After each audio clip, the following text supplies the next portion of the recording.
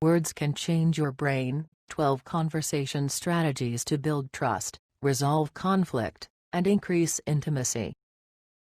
By Andrew Newberg and Mark Robert Waldman.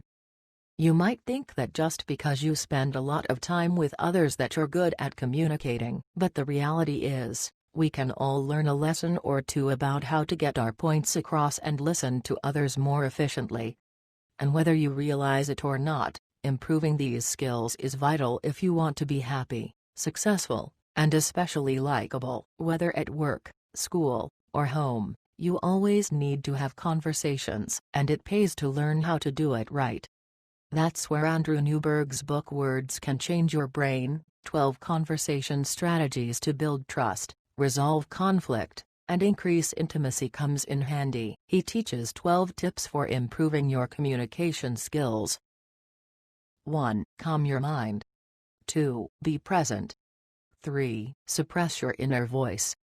4. Have a positive attitude. 5. Focus on your values. 6. Utilize joyful memories. 7. Pay attention to expressions. 8. Compliment people.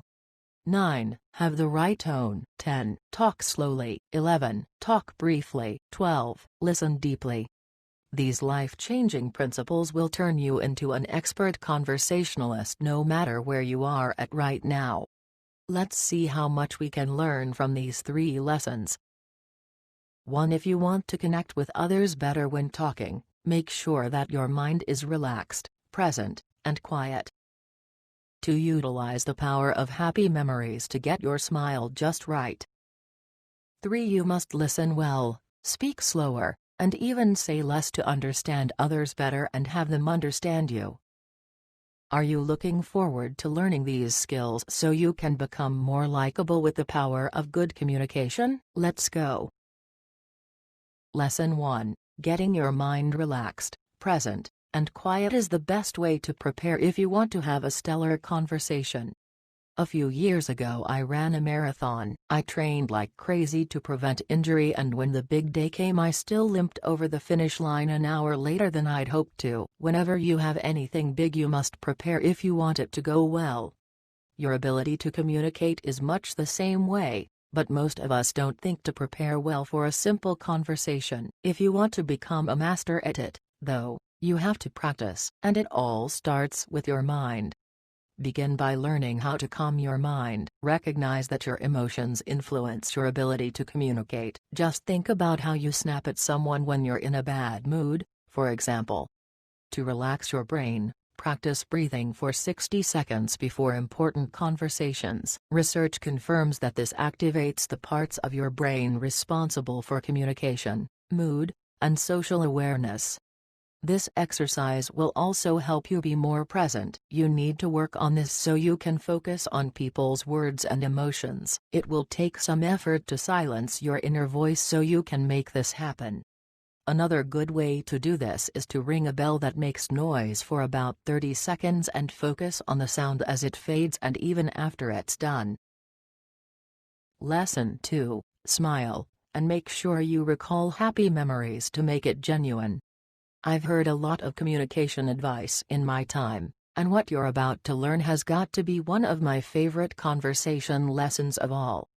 First, we need to dive into the importance of facial expressions. Did you know that there are over 10,000 ways you can express yourself with your face? For each one there's a different way to convey a feeling as well.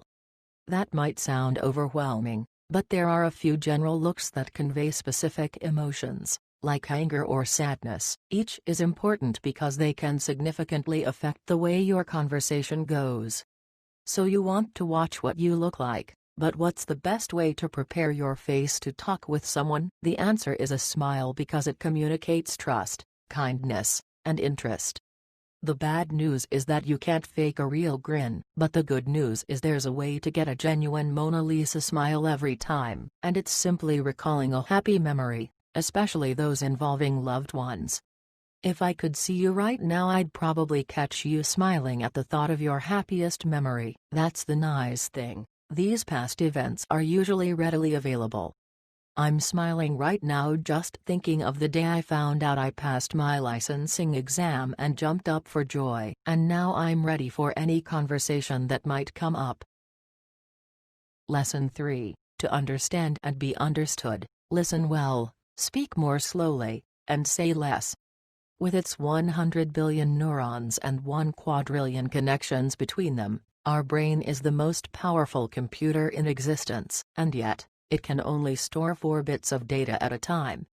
Knowing this should make you cringe at the thought of listening to a professor drone on during a boring lecture. What they don't know, but you can learn from, is that talking more slowly and for less time will help you retain information better.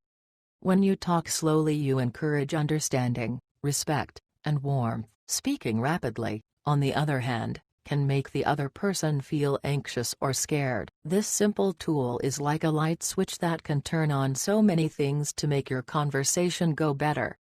Being brief with your thoughts is also vital to conveying information efficiently. Aim to speak for just 30 seconds at most, pausing at the end. If you need to talk for longer than that, let your companion know so they can prepare to pay attention. The last and possibly most important piece of advice the authors give is to listen deeply. Many of the previous steps help with this one, like focusing your mind. To get this one just right, it's important that you avoid interrupting the other person. Focus on what they're saying and their nonverbal cues. When they finish talking, make sure to address what they spoke about, too. Thank you for listening. Please like and subscribe to Nerd Kitten.